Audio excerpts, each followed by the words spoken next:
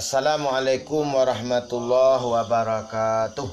Waalaikumsalam warahmatullahi. Alhamdulillah wassalatu wassalamu ala Rasulillah wa ala alihi wa sahbihi wa mawalah amma ba'du. Puji syukur kita aturkan kehadirat Allah Subhanahu wa taala. Salawat dan salam kepada Nabi besar Muhammad sallallahu alaihi wasallam. Alhamdulillah, malam kini adalah malam Sabtu atau Jumat malam. Sebagaimana biasa bahwa salah satu di antara program-program di pondok pesantren kita adalah kesenian tradisional dikenal dengan salawat dulang atau pasan budi badulang. Alhamdulillah pada malam kini kita lanjutkan kegiatan kita. Baiklah, sebelum kita belajar selawat dulang, lalu kita ketahui hadis badalia kata bamisa tagak besi tumpu mencancang balandasan supaya jamnya sonsong kolak awak ada orang, istilah ada orang awak salawat dulang. Apa dasar salawat dulang kau? Tadi mah salawat dulang tadi kau. Yang melatar belakangi salawat dulang, indikasi kata orang kini perlu ketahui. Salawat dulang adalah salah satu kesenian kuno Minangkabau tradisional. Awal mula salawat dulang tadi ko adalah untuk mengajak manusia, mengajak umat, mengajak masyarakat ke surau. Tentu awal-awalnya agama mulai berkembang di Minangkabau. Diajak manusia untuk didakwahi, untuk diberikan nilai-nilai Islam. Diajak manusia, timbau manusia. Tagak na besi tumpu mencancang balandasan, apa dasarnya? Hadis badalia kata pemirsa, apa dalilnya? Adalah firman Allah. A'udzubillahi minasyaitonirrajim. Bismillahirrahmanirrahim. Ud'u ila sabili rabbika bil hikmah wal mau'izatil hasanah. Al-Quran. Jadi dari surah Al-Fatihah sampai Qul a'udzu birabbin nas, awak akan menemukan satu ayat bunyinya ud'u ila sabili rabbika bil hikmah wal mau'izatil hasanah. Yang artinya berdakwahlah engkau, ajaklah manusia ke jalan Tuhan, yakni agama Islam, bil hikmah, dengan hikmah. Hikmah tu, yang dikatakan hikmah tu adalah al ilmun nafi'ul mu'adi ilal amal, ilmu yang bermanfaat sehingga mengajak manusia, membawa manusia untuk beramal. Apa hikmah dari salawat dulang kau? Banyak.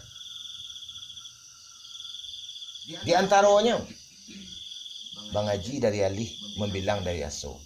Naik kita dari janjang, turun dari tanggo.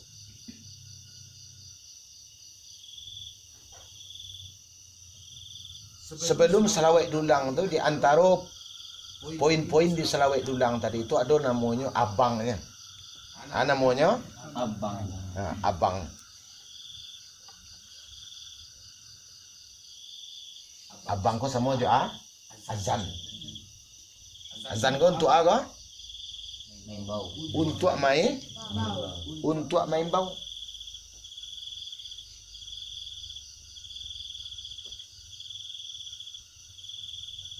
untuk maimbau manusia. Dalam abang salawat dulang ni dipakai namanya huruf tambih, pemberitahuan.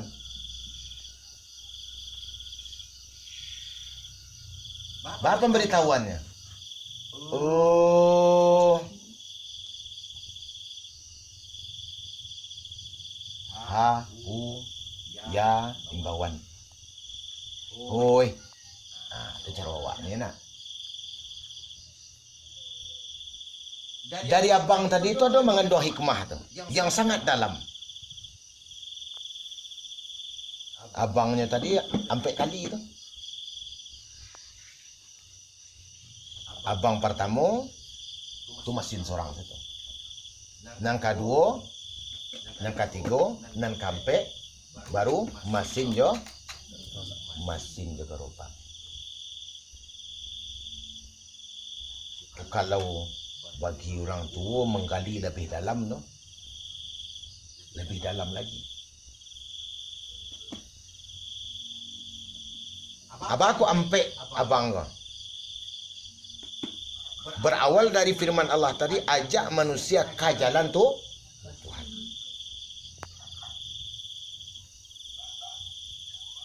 Memang jalan kepada Tuhan tadi itu sebanyak bilangan angguk mukhaluk.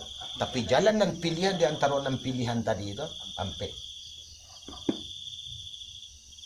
syariat, tarikat, hakikat, makrifat.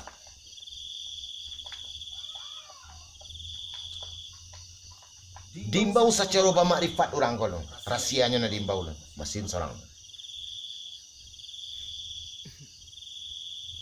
Makrifat jalan rahsia. Zat di Allah, rahsia dia. Nang kedua, hakikat. Jalan nyawa. Sifat pada Allah, nyawa pada kita. Nang ketiga, jalan tarikat. Jalan hati, asma pada Allah, hati nurani pada kita. Nang kampet, syariat, jalan tubuh. Af'al pada Allah, tubuh pada kita.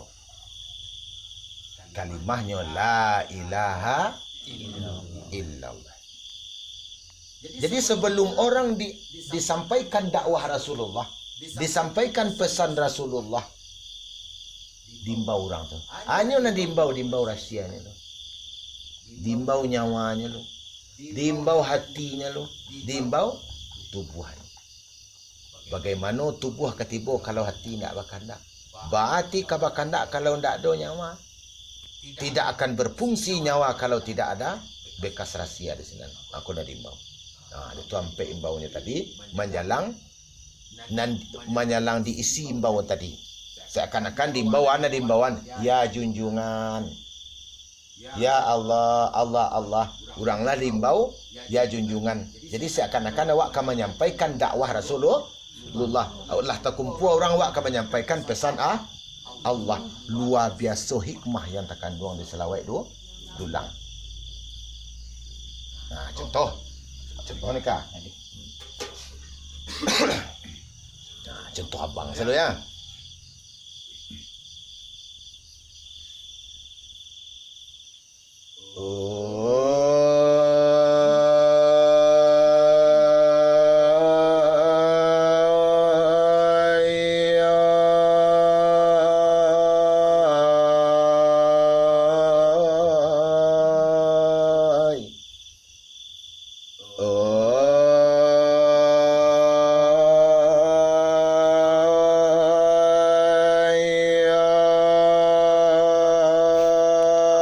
Umat Nabi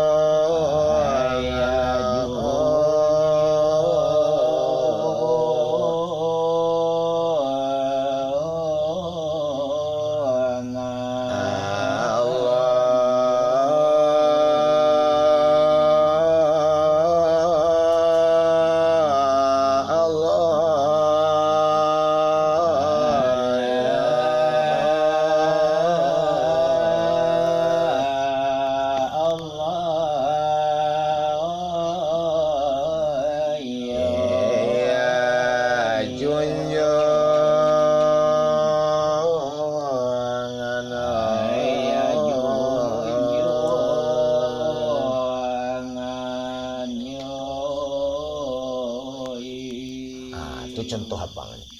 Jadi salawat dulang adalah pakaian orang-orang sufi. Di Jawa, Wali Songo menyampaikan dakwah lewat wayang. Ulama-ulama tasawuf di Minangkabau menyampaikan pesan dakwahnya lewat salawat dulang. Banyak hikmah-hikmah yang tersimpan dari salawat dulang itu kalau kita palui-palui.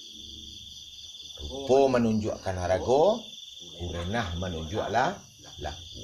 Walau nalahia tampak dek nyato, nabatin tersimpan dalam itu. Contoh, nanti di lapangan tukang selawat ko dikenal derang dapat tanya jawab anak-anak aku ditanya orang. Bakok tukang selawat itu manggil yang dia taruh hendak donan iyo, dia lucun di lapangan. Ini kah? Ditanya harus pandai wak menjawabnya. Jawabnya. Kurenah menunjuk laku, harago menunjuk apa? Kurenah menunjuk rupa menunjukkan harago, kurenah menunjuk laku. Walau nalahia tampak adanya to, nabatin tersimpan dalam itu. Contoh dari gerak-gerik tukang selawat ko. Tukang selawat ko jarang awak mencari tukang selawat ko nama dia tu selawat pasti menggeliang. Ai mahnya ko nya menggeliang. Menggeliang tandoi hendak. Ana ni hendak alam ko hendak. Mana ni yo? Konan isbat. Jadi ada hikmah terkandung dari gerak-gerik tukang selawat ko napi isbat sebagaimana pun nanti awak akan mengaji tentang apunan makna la ilaha illallah, bukan arti la ilaha illallah. Yang makna la ilaha illallah tu adalah terkandung dalam kajian nafi isbat. Selawat dulang pun seperti itu. Itu hikmah dari gerak tukang selawat.